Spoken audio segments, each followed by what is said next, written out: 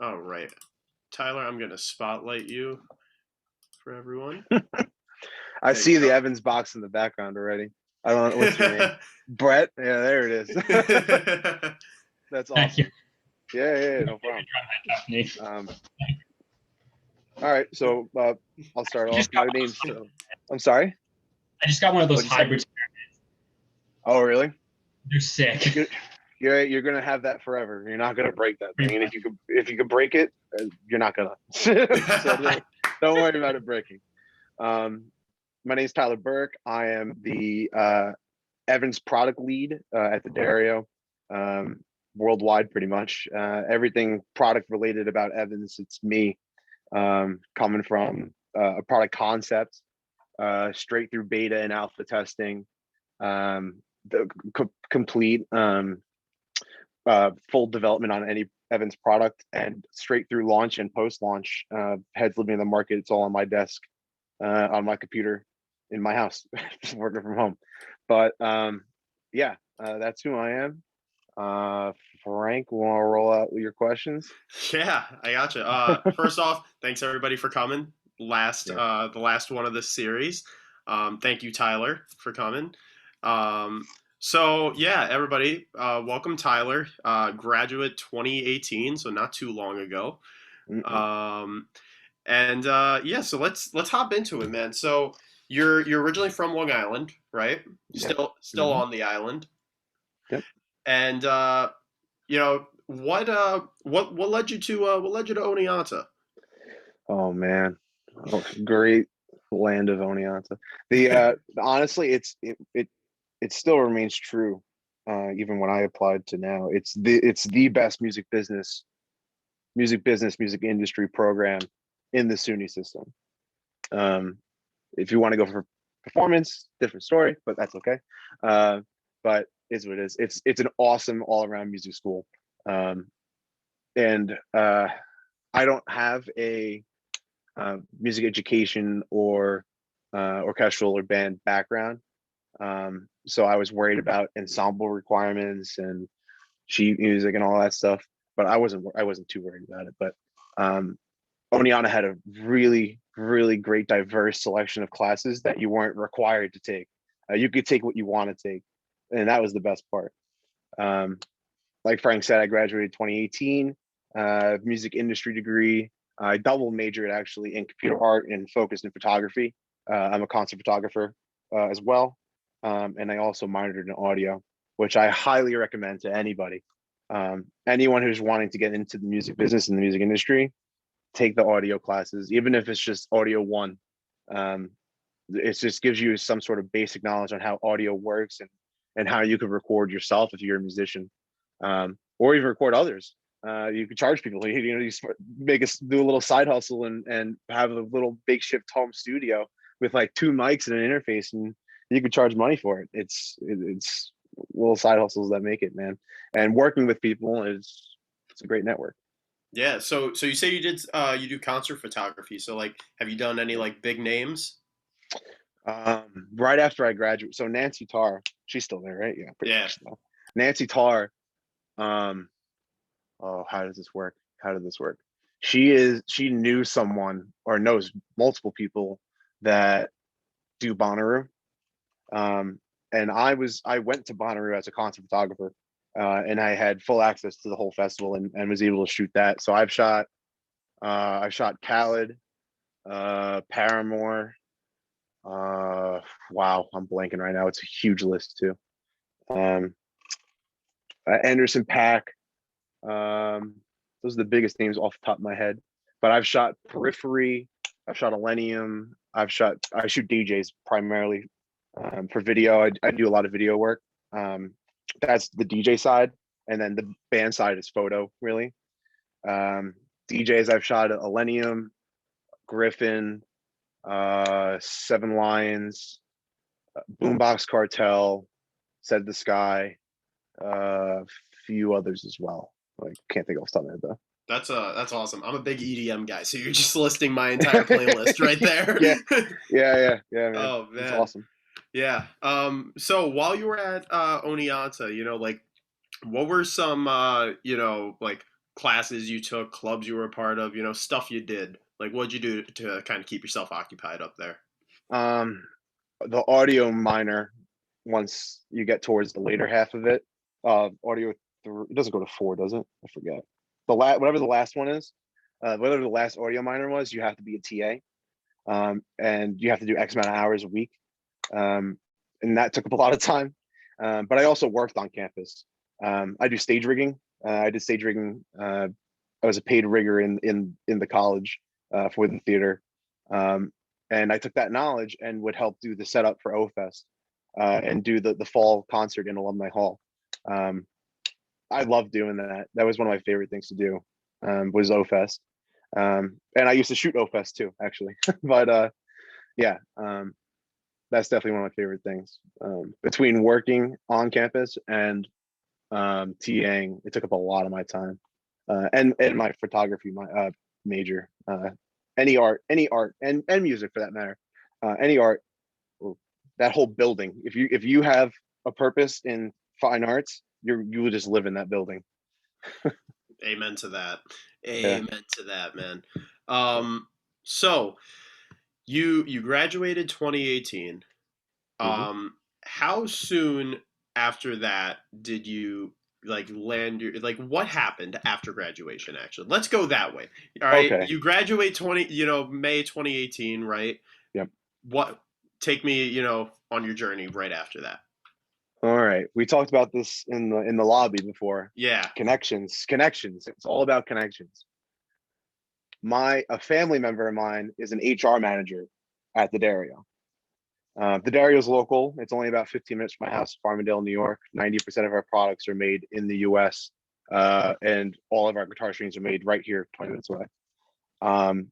But I needed an internship in order to graduate like everybody else. And it was early spring of 2017. I was kind of looking for internships. I really wasn't sure what I wanted to do. I kind of really wanted to get into artist relations and artist repertoire in a label. I really didn't know, but that was my fallback. That was my go-to. Didn't think I was going to land in production, making product at all. But so she let me know that, the percussion team is looking for a possible intern. Would you be interested? And they haven't pushed this out yet to anybody. So I was the first one to know, and of course I accepted. So I did an interview like everybody else, got selected to do it. Summer 2017 was my internship. Went back to Oneonta for fall 17 and spring 18, graduated May 18.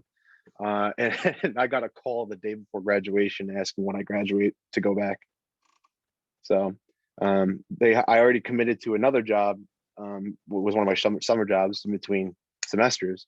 So I did that summer 2018. I had 3 jobs, which was ridiculous. I was doing like 70 hours a week, but I balanced it where I was only hired part-time in the beginning. I was straight part-time. And then was part-time for a while. Once my summer job ended, then my part-time became full-time. So it was a part-time position, but Monday through Friday. And then the pandemic hit. So I was in that position for a while because there was no room to move up really. Then the pandemic hit. I was fortunate to come back in July of last year with a whole new structure of about 25 of our employees, office employees for product management and sales, were forced out of the company, unfortunately, because of the pandemic. But I was the only person to come back from the pre-existing percussion product management team. Then come October, I was hired full-time and became the Evans product team. Solid. That's awesome. That's the story. So we got a question in the chat from Brett. Would it be worth trying to get an internship this summer if I'm only a sophomore? Always try for internships. What Whoa, it depends where you want to go too. Go ahead, Brett. I think he's muted. Yeah, Brett, we can't hear you, buddy. Me now. Yes. Yep. I was plugging in a new mic. Well, I'm not sure what I want to work in, but I would love to like see what internships they have. I just looked on the website and I'm confused by it actually. Yeah. I feel like I've known a few people that have gone for internships as sophomores, even outside of music industry. It's a great experience. I tell you, it's the best type of experience you can get. And you know if what? they're You could hiring even this summer? Who? To Dario? No, we're not hiring right now, unfortunately. Right. But a lot of places that ask for interns, and don't. I was fortunate to get a paid internship. Maybe as a sophomore, if you're okay with it, you can go for an unpaid internship. Usually unpaid internships. Unpaid internships though. The person who's like your supervisor or something like that, they're not paying you, so they're not going to give you as much work. They're not going to look for as quality return out of it. If they're paying you, they're expecting something to come back. So Yeah. it makes you work a little harder, which is what I like, of course. But yeah, I would go for an internship. And you know what? If you're a sophomore now, you're going to be a junior. Sophomore to junior, do an internship. Say you don't like it, you could do another one. You have time to do another technically, one. I'll be next semester. I'm a first semester sophomore right now, technically. So. Oh, so you have even more time. You have even more time. Exactly. Thank you. All right. Yeah. So let's go into your position at Evans. So you said you're the product lead. So it's pretty much any product that goes through you, pretty much, right? But like, can you go more in depth about that? Yeah. I can a little bit. Yeah. I'll give an example. I'll just do an example. So Matt Halpern, right? Matt Halpern, drummer for Periphery. He just came out with his signature snare drum with Pearl. That drum comes with a head that we just launched a 3 days later, called the Heavyweight Dry. Matt approached me and AR rep Aaron, and he asked for something specific for his signature snare drum. I forget how it went. He was just looking for something that didn't have as much sustain and everything. So basically, I'm working with artists sometimes to develop the right product, right? So that is one avenue. So a lot of back and forth. I'm talking December of 2019 is when we kind of started doing this, and started prototyping a whole bunch of different heads.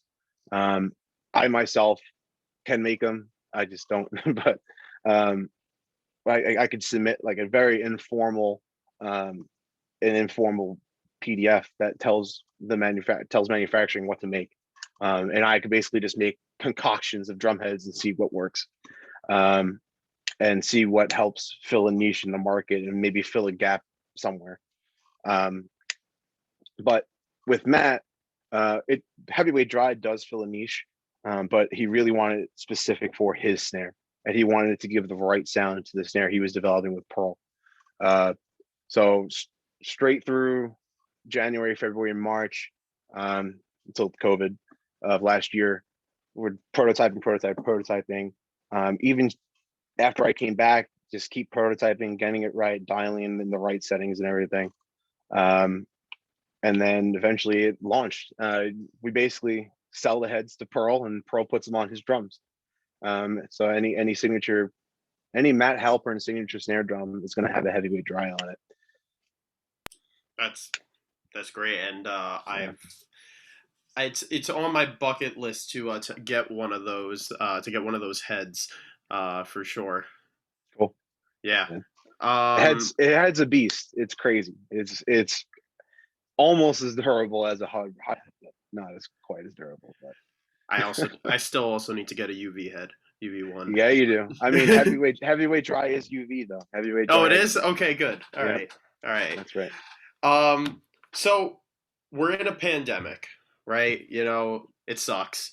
Um, I know you live, 15, 20 minutes, right, from the actual, from your actual work, but I know you also work at home as well. Mhm. So how is that working at home, versus working in the office? How much time do you spend at home versus the office now with COVID? Yeah. Um, like what's the Dario doing, with COVID going on and everything? Yeah. Work from home of is a norm now. It's normal. Um, just like going to school from home, right? Same thing. I only go in the office. I mean, I used to love going to the office. I loved it. And then when I had to come home, once I got COVID in January, um, when I had to start working from home, I hated it.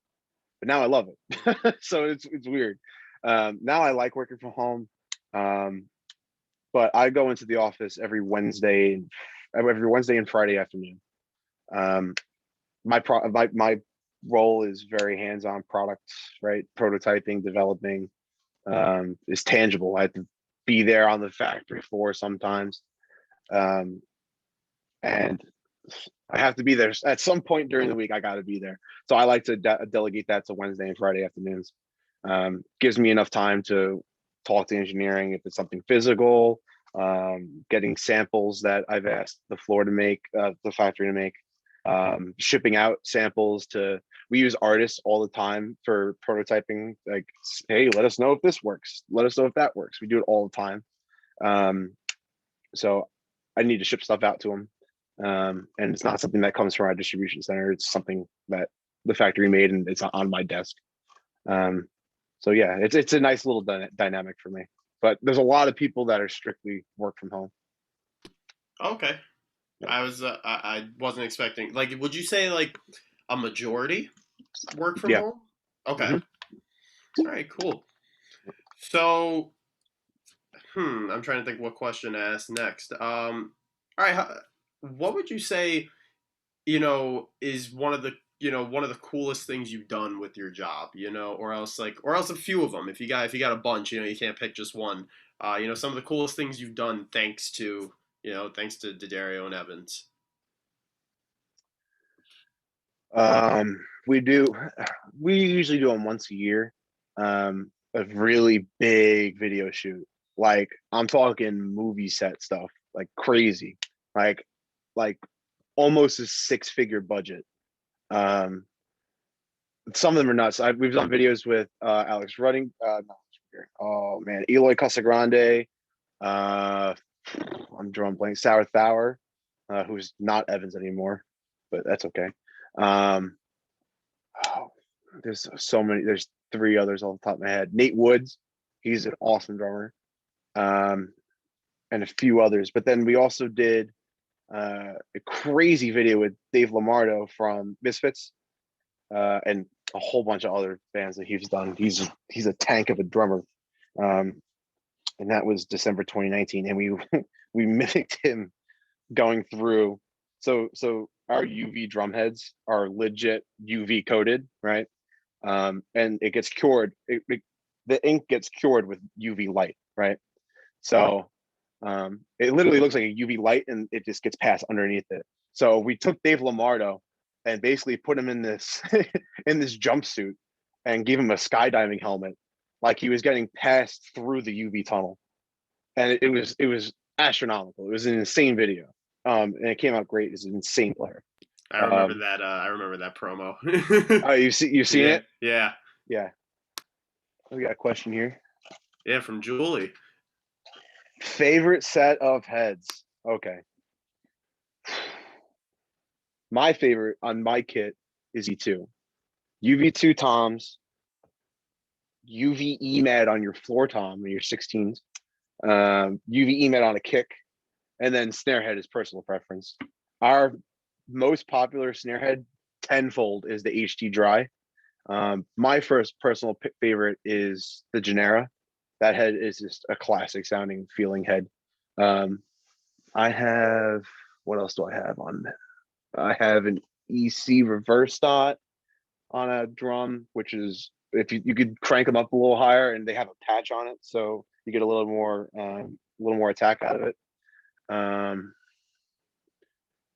toms, of course, Strata 1000. And a lot of drummers right now in the fusion jazz market are using Strata 1000 orchestral tom heads on their drum sets, which is awesome. It's really cool. I don't know what else. Yeah, AC dry definitely on a snare though. That thing's. I have it on a 13x7 drum. That thing is awesome. But yeah, as I'm looking over at my drums. What style I play the most? I play everything. I love jam band music. I'm a huge Dave Matthews guy. Really into Dave Hell Matthews. yeah. Carter used to be a ProMark and an Evans guy a long time ago.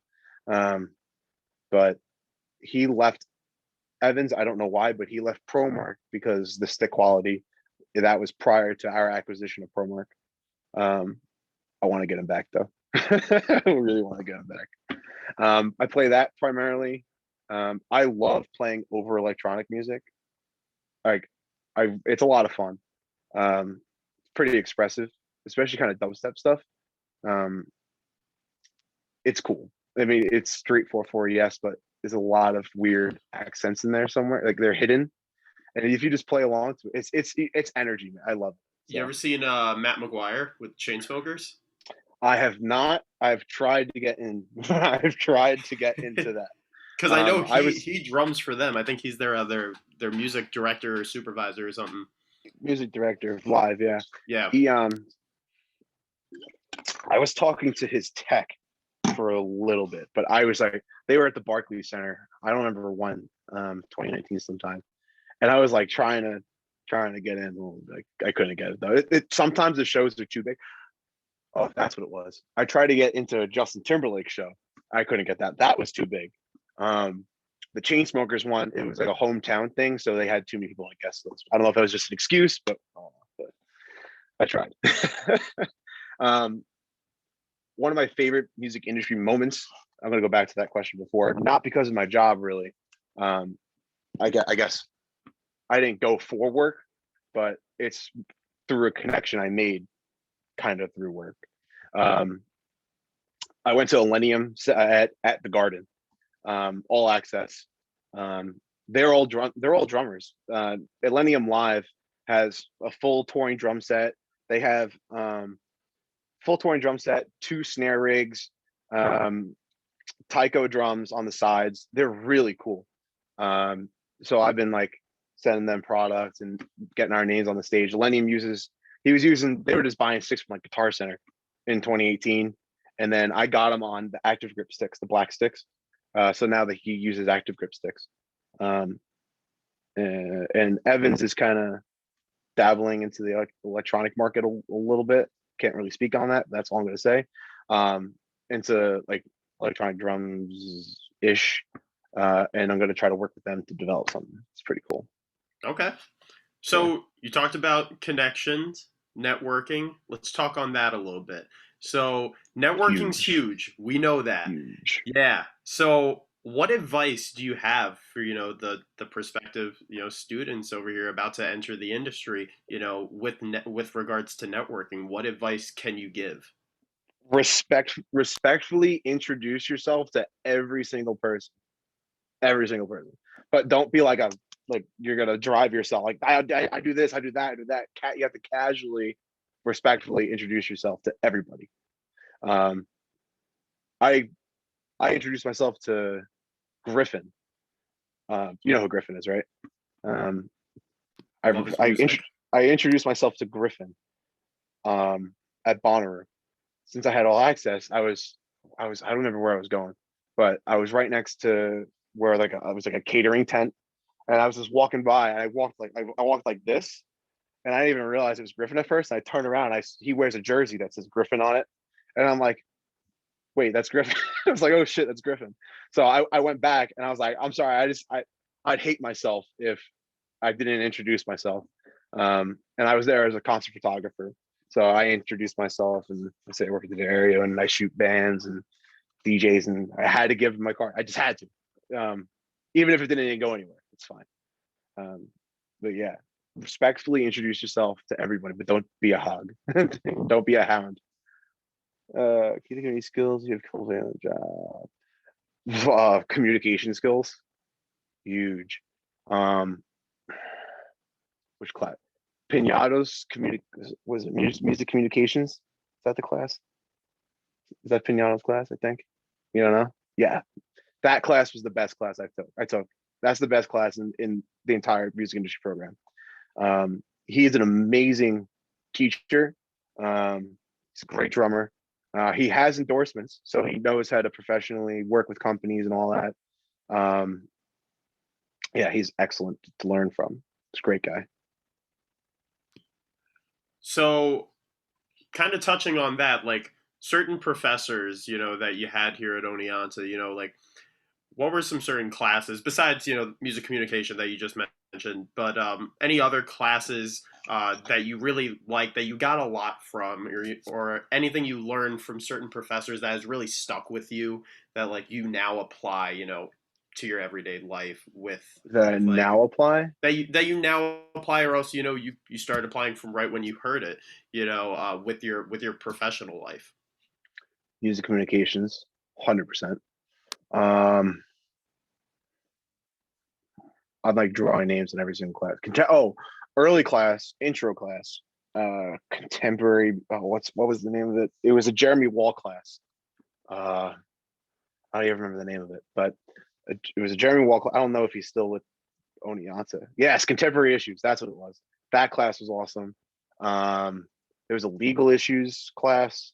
There was a copyright class. Nepke. I didn't take it with Nepke though. She wasn't here for that semester for some reason. Then there was a Scafidi class. Yeah, Scafidi, but that's okay. But he, what was the name of the class? It was music merchandising. I think that was the most direct connection to my current job because it was all about music product pretty much. And I took that my fall senior year. So it was right after my internship.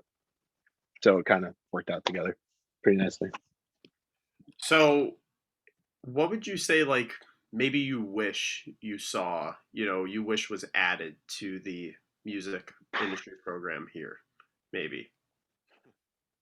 Like a program you think would be definitely essential. Oh yeah, that's something that's non-existent. Yeah. I don't even know. I'm trying to think back as to the entire. I gotta think back to the entire program. Oneonta hits a lot of check boxes. It checks a lot of boxes. Right? That's good.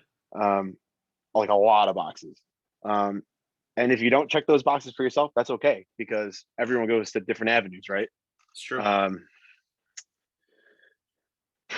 There was a lot of label stuff. Maybe it was like some sort of business relationship class, maybe. I feel like, yeah, you take some business classes, and those business classes that you have to take, you don't think are that important, or like I got to take a business class, I'm going to music. Nah, you need to know it. There definitely needs to be more business class tailored to music, essentially. That's a little more. Yep. I don't even know on what side though. That'd be a great class on artist relations. That'd be sick. That'd be awesome. Okay. I'd take that. A lot of people I'm sure would take that class. Yep. Yeah. So before you accepted your job with D'Addario, like, did you, did you do your research? Like, what did you do, like, research wise, like, before accepting? Like, did you look, I know you said you had a family member that was in the company and everything, so I assume you knew a good amount about it from that family member. But, like, did you do any, like, external research, like, before you really entered into it, or else did you kind of just jump in? I'll talk about the internship part Sure. because like I can't really talk about going into the actual job because it kind of carried into it. Okay. It was kind of like one plane. Yep. But internship, yeah, of course I shopped around. You have to shop around and you have to apply to as many internships that you're interested in. This is apply to all of them, right? But I didn't really get too far into my search because of my connection. The connection came pretty early. because it was before they even posted the opportunity. So yeah, I mean, my search was typical like everybody else's, but I eventually ended up landing where I am now. So I can't really go too far into it. No, don't There is worry. not much. No worries, man. So a big thing that always comes across, and I've asked this of every single person that I've had on this series so far, when people hear like, oh, you work in the music industry, or else you work in music, they don't see it as a real job. They see it as just like a hobby. It's the sad truth.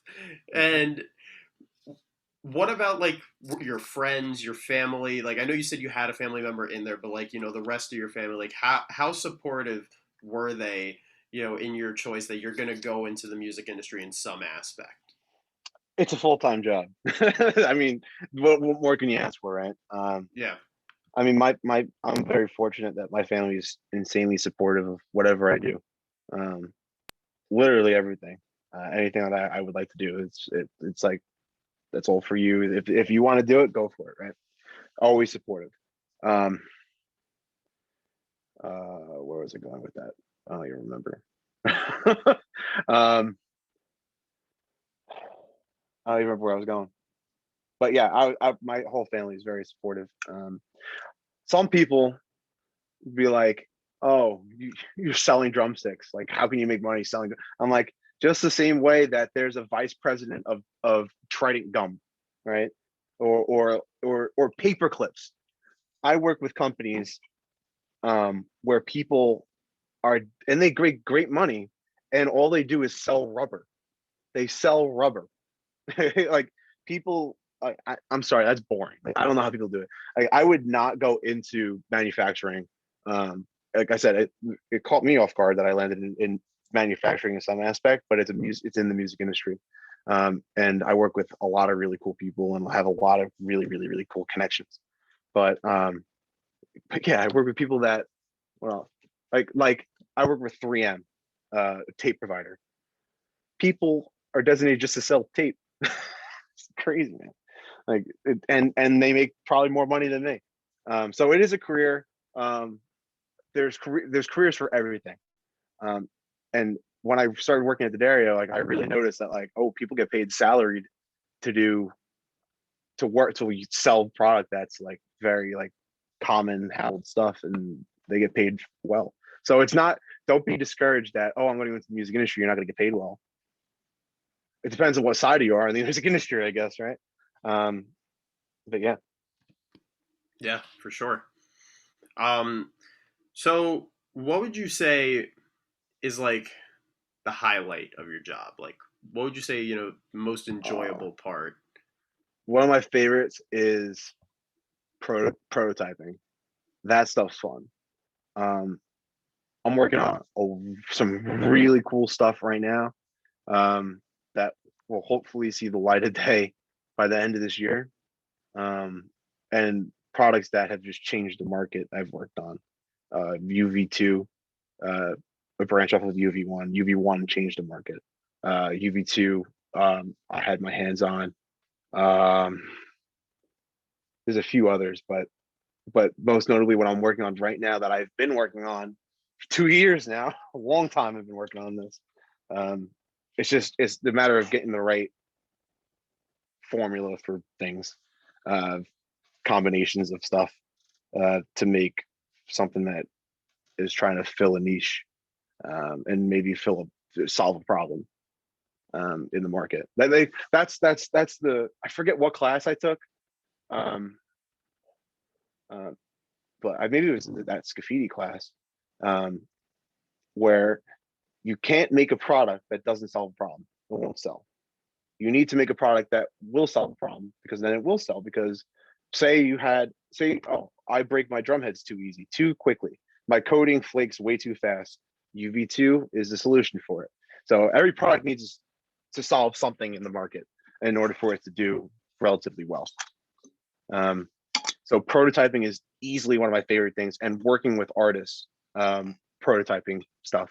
All of our artists and and we do beta testing and alpha testing as well. All of our artists are under NDA, so they have non-disclosure agreements. So I can send them anything I want pretty much and can't tell anyone about it. So I get and all of our artists are awesome. So they provide really, really great feedback. And sometimes we can an idea, or sometimes the product keeps going. So that's probably one of my favorites. And going to shows. And going to shows too is a lot of fun. Can't say I blame you about the going to shows. That's Yeah. I would absolutely love that, man. Working like going back to Halpern and Periphery. Periphery Yep. did their last show. Their last ever show was the end of their last tour. That was in Brooklyn, and I went to it. And that was one of my favorite concerts I've shot because I brought my camera. I'm like, oh, I'm gonna take pictures for the company, and we use it for our socials too. But it's just, I like to use my relationships that I have in the company to build a relationship with them outside of the company, right? As myself. So say I did ever leave the company, I still have that connection, and I can go back and say, hey, how you doing? Blah, blah, blah. Reintroduce myself. Or not even reintroduce myself. I usually have a relationship with these people at this point. And I can go back to them and say, hey, I see your tour's coming through. If you want pictures, let me know, you know? I love that stuff. So I don't mean for you to brag or anything, but what are some artists, you know, that you have on the roster? Halpern is my favorite one. Alex Ruttinger is awesome. Anderson Paak is on. He is both Pro Mark and Evans. Damn, I wish. What's his name from State Champs is on it, but it's not. Kenny Aronoff. Yeah, Kenny Aronoff is a rock star in the industry. He's probably drummed for every single person, everyone. John Fogerty, he's played with John Fogerty, he's played with Bruce Springsteen, he's played with so many. Jay Weinberg, Slipknot, he's on there. Working with him too on some stuff.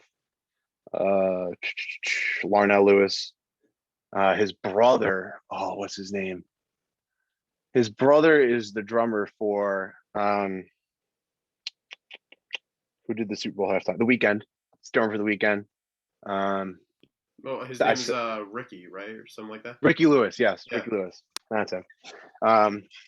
Brian Fraser Moore, who is the only drummer that's done 4 Super Bowls, something like that. Yeah, he plays with J Lo, right?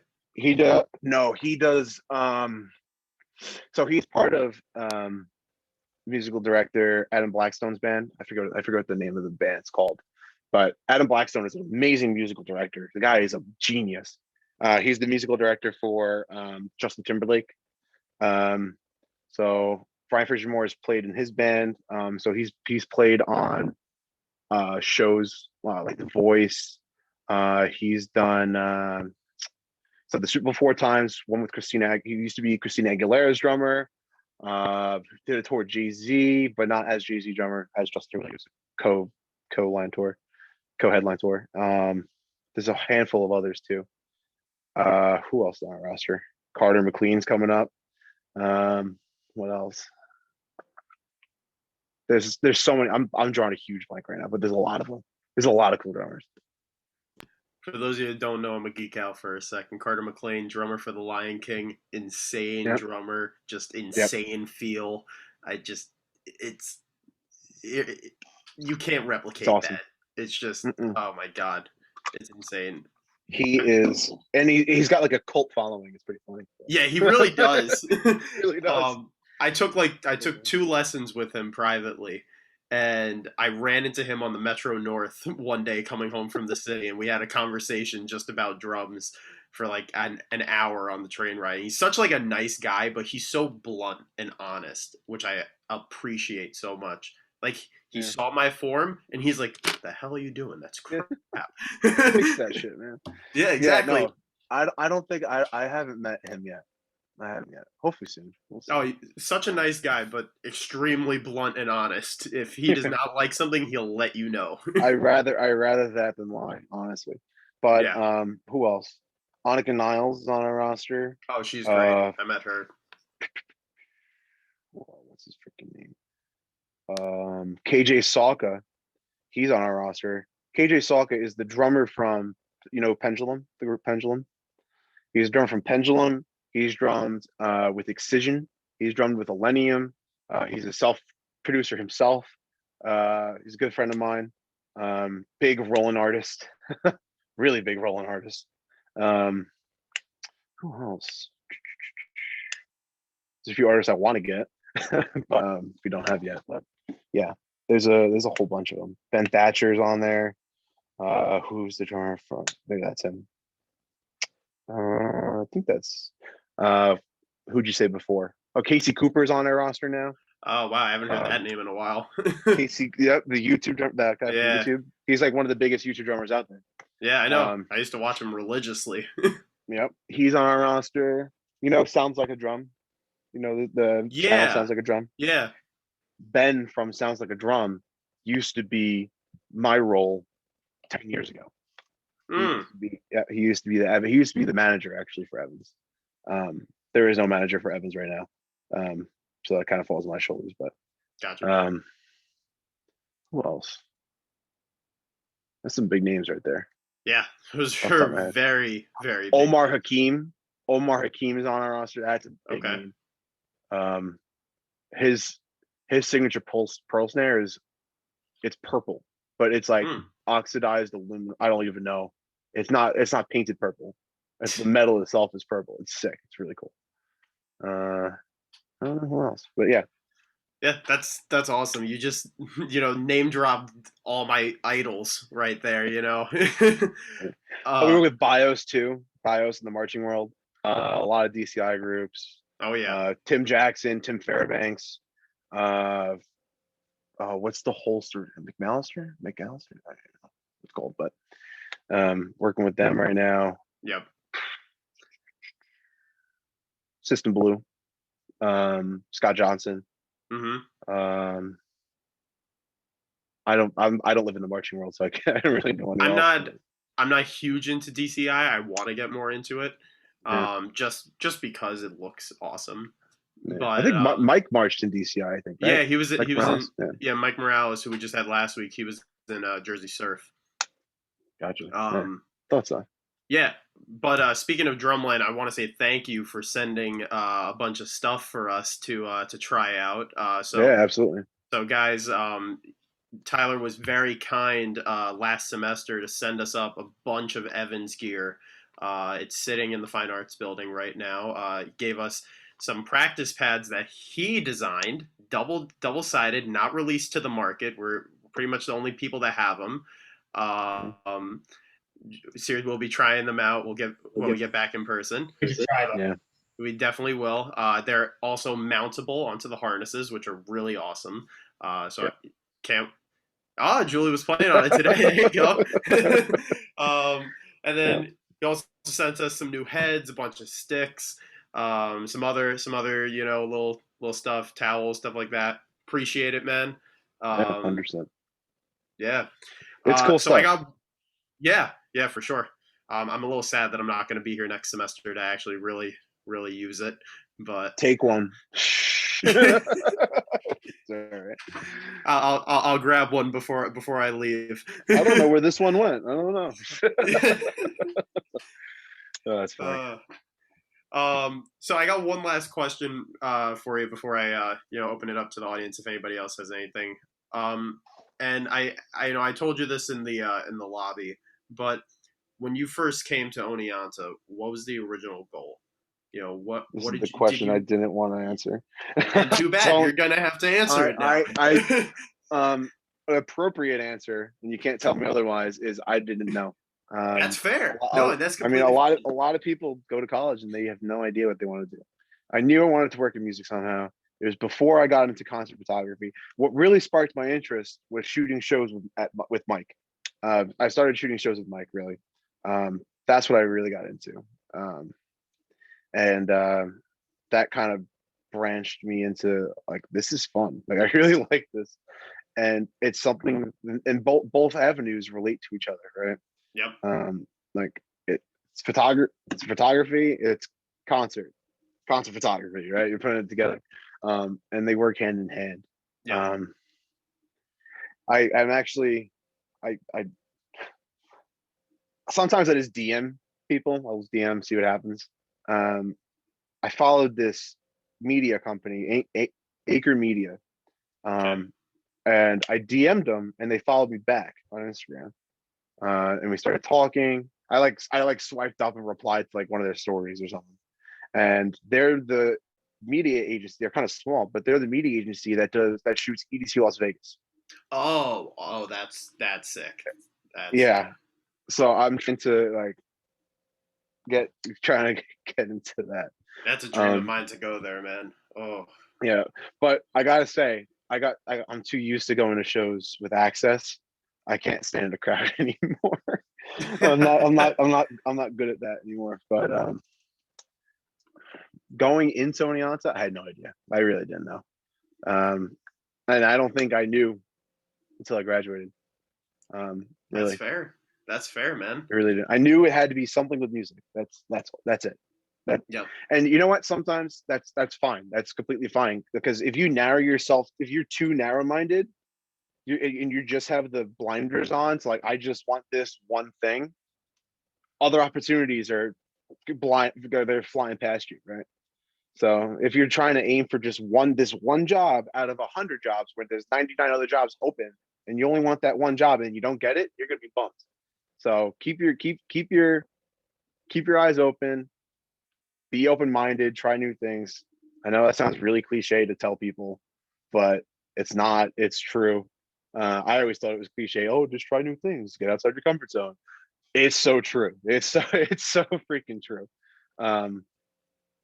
Yeah. I mean, I used to be a nervous wreck going to work sometimes. Now I'm not. I have meetings with CEOs and Jim D'Addario, who's the creator of D'Addario, who was the CEO. Really cool thing about D'Addario is it's all family. The entire place is family run, and the entire workplace is family oriented.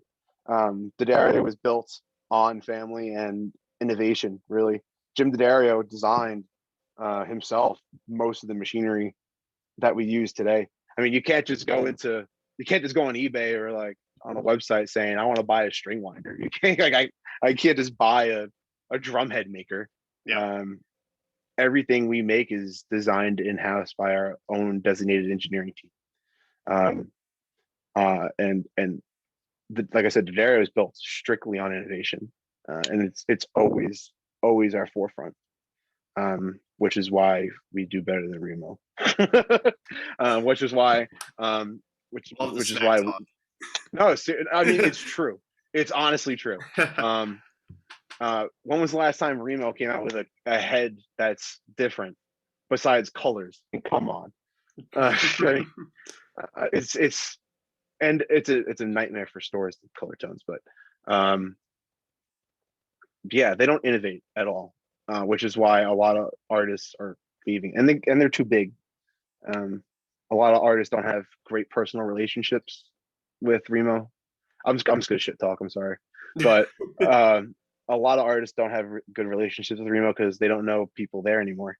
The roles change too quickly. The company's too big. Like one artist, I forget who it was, but told our air guys like, I walked into Remo. I think he's a Pro Mark, but he's a Remo guy, and he told our Aaron, who's our drum set AR guy, he's like, yeah, I went into Remo to pick up some stuff, and I knew no one there. He just walked in and then just walked out. So it's all about a relationship. It's all about a relationship and having the right relationship. So he felt discouraged. So he might switch to Evans in the future. Yeah, Remo right now they have a material shortage, so we're trying to leap on top of that. But yeah, Remo doesn't innovate. They're tailored towards the generation that grew up playing drums and from the 70s to 90s, and just Remo diehard fans that refuse to try anything besides Remo, right? But we make a lot of products that fill a whole bunch of niche markets. Like I said, it's all about finding niche things. and of course building generic stuff for everyone. But what made us grow in comparison to Remo and taking their market share is how we innovate.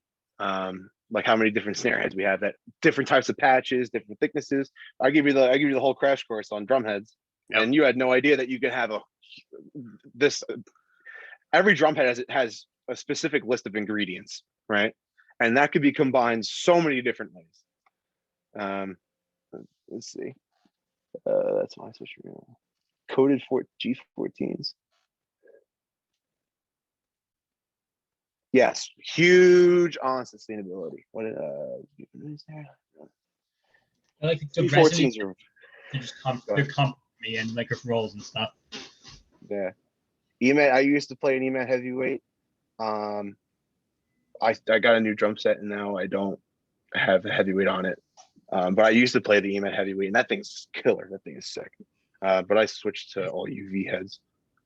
Yeah, as I'm looking over at my drums. Tyler gave me a whole crash course on drum heads. I think it was last month or the month prior. Something like that, yeah. Yeah, and I was amazed at everything that Evans does, because I really had no clue. Like it's insane how much goes into a drum head. So yeah. Julie wants to know if you're doing virtual tours. Yes, we don't do virtual tours, but something. Oh, we also work with Drumeo, which is where I'm on YouTube right now. I'm trying to find something on YouTube. Okay. But Drumeo did a whole mini series with us, and they came to us at Evans, and then ProMark is made in Houston. So they did a mini factory tour, and it's on YouTube. I'm just letting the advertisement play so I can copy this link, and I'll drop it in the chat. So whoever wants to watch it, they can watch it. Our proprietary information of certain manufacturing processes aren't in it or talked about that much, but it's the gist on how we make drum heads. We don't crimp heads, it's all glued, except for marching snare heads. We find the ProMark video too. I'll drop it in there. Let's see. This one's a little outdated, but that's okay. That one's a great one too. Yeah, let's see. You said big focus on sustainability, huge focus on sustainability, and even bigger, something more important is vertical integration. Really vertically integrated. More on the guitar side, we basically draw our own wire. We have a wire mill in a separate building. It used to be in the same building as Evans, but we recently acquired three new buildings, all kind of right next to each other. One across the street and then two next to each other. So in Farmingdale, we have like a little mini campus. There's the Dario headquarters, the main building, which is where our string manufacturing is. We run 4 8-hour shifts in our string factory, and they pump out 700,000 strings a day, roughly 700,000 strings a day. It's insanity. And we make strings for basically every company besides Ernie Ball. So the wire gets drawn down in a separate building, and it gets drawn down to the right diameter for a string. And then it basically gets carted. It's put on one of our trucks, and the truck drives the wire over to the string manufacturing. And then they make how many different strings in that place? For every guitar, or all orchestral strings, mandolins. They started doing like exotic international instruments recently. I don't know anything about them though. But yeah. Sustainability and vertical integration is huge in our market, in our manufacturing. Massive. That's great, man. That's awesome. Yeah, it's cool. It's cool stuff. Yeah. So I have no more questions. If anybody else has a question, feel free to pop your hand up. If not, then Tyler, thank you so much, man. This was awesome. Yeah, of course. This is great. Yeah, if nobody else has any questions, thank you guys for coming. Hope you guys enjoyed the series as a whole. We made it through 6 weeks, so that was it's been great. Yeah, and Tyler, I'm gonna ask. I have a question for Julie actually. Okay. I want to know what she thinks about the pad. Because she's one of the only ones that has played it. Yeah, I'm gonna ask you to stay on with Julie actually Oh, while okay. everybody else hops off. Cool. But yeah, everybody, thank you so much. Have a good one, everyone. Yes, thank you. Thank you very much. Yeah, no problem.